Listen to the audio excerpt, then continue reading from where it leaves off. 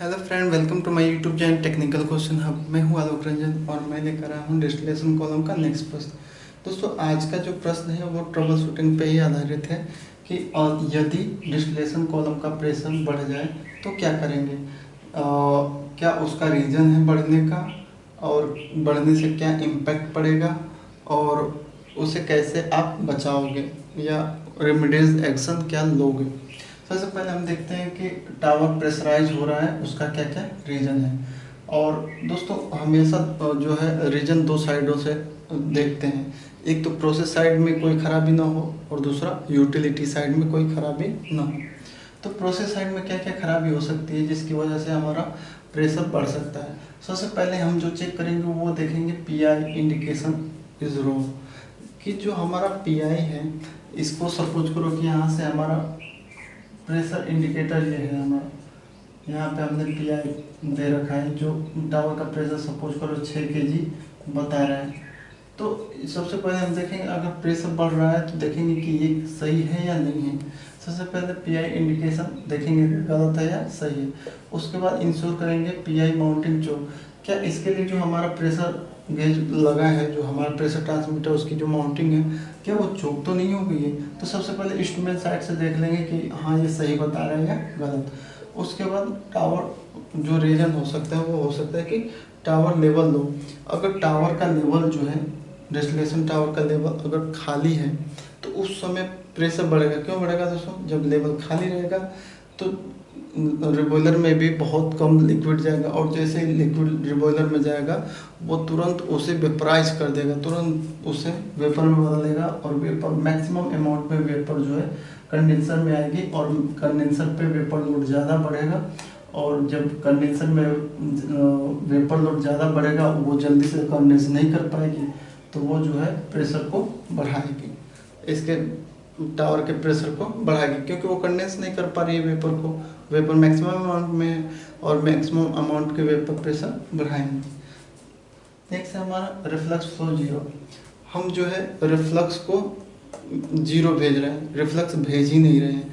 दोस्तों, आप जानते हो कि रिफ्लक्स जो है टावर के टेम्परेचर को कंट्रोल करेगा और टावर का टेम्परेचर जब कंट्रोल होगा तो टावर का प्रेशर अपने आप ही कंट्रोल होगा।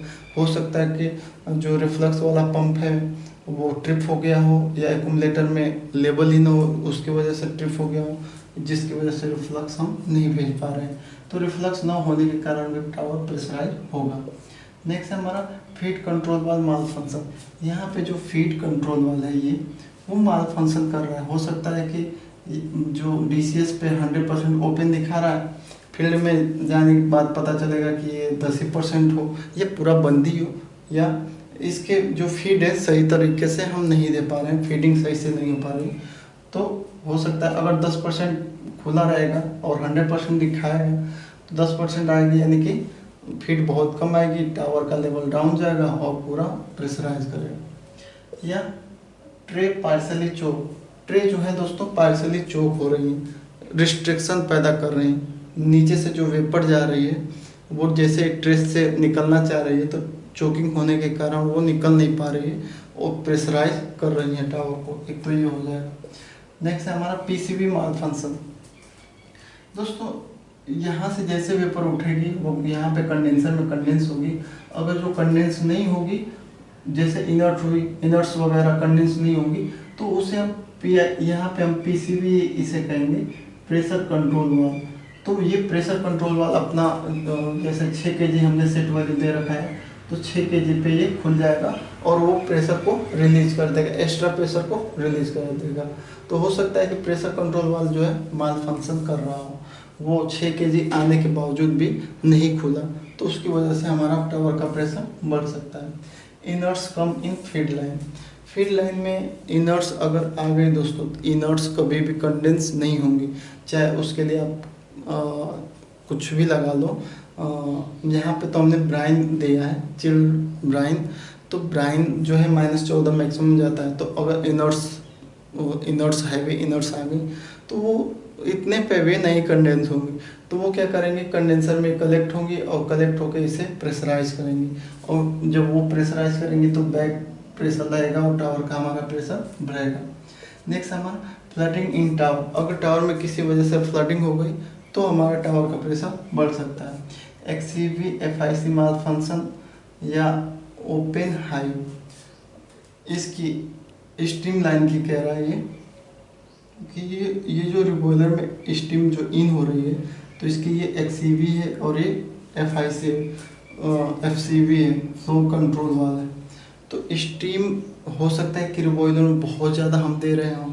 जब बहुत ज़्यादा रिबॉयलर में स्टीम आप दोगे तो ये पूरा का पूरा जो है लिक्विड को तुरंत वेपराइज करोगे और मैक्सिमम अमाउंट में वेपर को भेजेगी कंडेंसर में, जबकि कंडेंसर की हीट ड्यूटी उतनी नहीं है, कूलिंग ड्यूटी सॉरी उसकी उतनी नहीं है।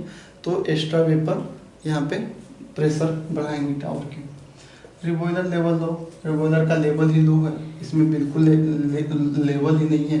तो जितनी भी वेपर रहेंगे उन्हें तुरंत सॉरी जितनी भी लिक्विड रहेगा थोड़ा बहुत उसे तुरंत वेपराइज करेगा और मैक्सिमम अमाउंट में वेपर जाके प्रेशर बढ़ाएंगे। ये तो हमारा हो गया प्रोसेस साइड में क्या दोस्तों, रीजन टावर का प्रेशर बढ़ने का। अब यूटिलिटी साइड में देख लें क्या क्या रीजन हो सकता है। सबसे पहला रीजन यूटिलिटी साइड में ये हो सकता है कि chilled brine supply cut by pumped. जो इसमें हम चिल्ड ब्राइन दे रहे हैं हो सकता है कि उसकी सप्लाई ही कट है, आ ही नहीं रहे ब्राइन। क्यों? क्योंकि हो सकता है चिल्ड ब्राइन को जो भेजने वाला पंप है, सप्लाई पंप, वो ट्रिप हो गया हो, या पंप तो चल रहा है लेकिन उसके बाद जो लाइन आ रही है चिल्ड ब्राइन की लाइन वो कहीं लीकेज है, हैवी लीकेज है, तो उसकी वजह से यहाँ तक ब्राइन पहुँच ही नहीं पाया। दूसरा हो सकता है वाल स्टक, ये वाल जो है वो स्टक कर गया हो, रुक गया हो, जिसमें ब्राइन नहीं जा रही। जब ब्राइन नहीं जाएगी तो कंडेंस नहीं करेगी, जब कंडेंस नहीं करेगी तो प्रेशर टावर का बढ़ेगा। नेक्स्ट है हमारा चिल्ड ब्राइन टेम्परेचर ऑलरेडी है। तो हम जानते हैं कि चिल्ड ब्राइन का टेम्परेचर -10 -12 डिग्री होता है, लेकिन उसका टेम्परेचर ऑलरेडी बढ़ा हुआ है। जैसे -10 ना हो के वो प्लस में चल रही है, +5 +6, और हमें -10 चाहिए कंडेंस कराने के लिए, और ब्राइन का ऑलरेडी टेम्परेचर बढ़ा हुआ है, -10 की जगह +10 में मिल रहा है, तो वो कंडेंस बिल्कुल नहीं करेगी और हमारा पूरा वेपर जाके प्रेशराइज करेगी, क्योंकि कंडेंस नहीं होगी तो प्रेशर ही बढ़ेगा। और क्या रीज़न हो सकता है, टीसीबी नॉट वर्क प्रॉपर्ली, जो टेम्परेचर कंट्रोल वाला है ये वो अच्छे से वर्क नहीं कर रहा है, माल फंक्शन कर रहा है। और लास्ट है हमारा high vapour load in condenser. Condenser में हाई वेपर लोड, किसी भी वजह से कंडेंसर में हाई वेपर लोड हो, उसकी वजह से हमारा ये प्रेशर बढ़ेगा। और एक और रीज़न हो सकता है जो इसमें मैं नहीं लिखा हूँ, उसमें ये हो सकता है दोस्तों कि कंडेंसर जो है हमारा वो या तो फ्रीज हो चुका है या उसे कह सकते हैं फाउलिंग। कंडेंसर जो हम यूज कर रहे हैं हो सकता है ये फ्रीज हो गया हो, इसमें हम दोस्तों ब्राइन यूज कर रहे हैं। सपोज करो कि जो वेपर में वाटर के पार्टिकल कुछ चले गए हों, जब वाटर के पार्टिकल जब इसमें जाएंगे तो वो तुरंत क्या होगा, -14 डिग्री के पाके पानी जो है 0 डिग्री पे जम जाएगा। -14 का पाके तो पूरा एकदम बर्फी सॉलिड बर्फ बन जाएगा और यहाँ पे सेल में चिपक जाएगा। तो हो सकता है कि कंडेंसर फ्रीज हो गया हो, जिसकी वजह से हीट ट्रांसफ़र नहीं हो रहा है, और जब हीट ट्रांसफ़र नहीं हो पा रहा है तो वेपर कंडेंस नहीं हो रही है, और वेपर कंडेंस नहीं हो रही है तो हमारा टावर का प्रेशर बढ़ा रही है। या फाउलिंग, हीट एक्सचेंजर में फाउलिंग बहुत ज़बरदस्त हुई है, जिसकी वजह से हीट ट्रांसफ़र पुअर हो रहा है और हमारा वेपर कंडेंस नहीं हो पा रही है, और वेपर जो है कंडेंस नहीं हो पा रही है तो ये बैकवर्ड में प्रेशर जनरेट कर रही हैं और टावर का प्रेशर बढ़ा रही हैं। तो ये सारी चीज़ें दोस्तों हमारा क्या है, टावर के प्रेशर को बढ़ाने के रीजन है। अगर दोस्तों अब ये तो रीजन हो गया, अब इसका इम्पैक्ट क्या आएगा अगर टावर का प्रेशर बढ़ा के हम रखें या किसी वजह से बढ़ जाएगा तो क्या होगा इम्पैक्ट। सबसे पहला इम्पैक्ट आएगा पीएसवी पे। यहाँ पे जो पीएसवी लगी है ये तुरंत खुल जाएगी, और जब पीएसवी खुलेगी तो पूरा एनवायरनमेंट में वो केमिकल बाहर आएगा, वो वेपर्स जो होंगी बाहर आएंगी और आसपास के वातावरण को दूषित करेंगी। दूसरा, सेपरेशन नॉट पॉसिबल। कोई सेपरेशन एक फिक्स टेम्परेचर फिक्स प्रेशर पे होगा, टेम्परेचर प्रोफाइल प्रेशर प्रोफाइल अगर मेंटेन है तब सेपरेशन होगा।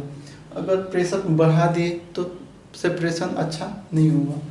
टावर इंटरनल डैमेज, अगर प्रेशर बढ़ेगा तो टावर का इंटरनल जैसे ट्रे वगैरह है तो ये डैमेज होने का चांस इन्हें ज़्यादा है, क्योंकि टेम्परेचर जो प्रेशर जो है दोस्तों, हमारा प्रेशर जो है डायरेक्टली प्रोपोर्शनल टू टेम्परेचर होता है। टेम्परेचर बढ़ेगा तो प्रेशर बढ़ेगा, प्रेशर बढ़ेगा तो टेम्परेचर बढ़ेगा। Back pressure in feed line got broken, line जो है हाई प्रेशर की वजह से टूटने का चांस ज़्यादा है। बैक प्रेशर फीड साइड, दोस्तों टावर का अगर प्रेशर बढ़ेगा तो ये बैक साइड में, जैसे ये फीड लाइन है, इसमें जो फीड कर रहे हैं तो ये इधर जो है बैक प्रेशर जनरेट करेगा और अप स्ट्रीम तथा डाउन स्ट्रीम, दोनों टावर के अप स्ट्रीम में डाउन स्ट्रीम में प्रेशर बढ़ेगा और अल्टीमेट हमारा क्या होगा दोस्तों, प्लांट शट डाउन हो जाएगा। तो ये हमारा इम्पैक्ट क्या आ रहा है, अल्टीमेट प्लांट शट डाउन, और ये सारे इसके रीजन। अब हम ट्रबल शूटिंग के रेमेडीज एक्शन पे देखते हैं कि रीजन हमें मिल गया और इम्पैक्ट भी हमें मालूम चल गया क्या इम्पैक्ट हो सकता है। अब हम रेमेडीज एक्शन क्या लेंगे, कैसे इसे बचाएंगे, तो उसके लिए दोस्तों समस्या ही समाधान है। जैसे आपने समस्या ढूंढ लिया, इन सब में से आपने ढूंढ लिया कि ओ हो टावर का लेवल तो लो है इसलिए टावर का प्रेशर बढ़ रहा है, तो बस टावर का अगर लेवल लो है तो टावर में लेवल लो, यानी कि फीड पूरा 100% खोलो, इसमें भरो या टोटल रिफ्लक्स पे टावर को चला लो तो वो सही हो जाएगा।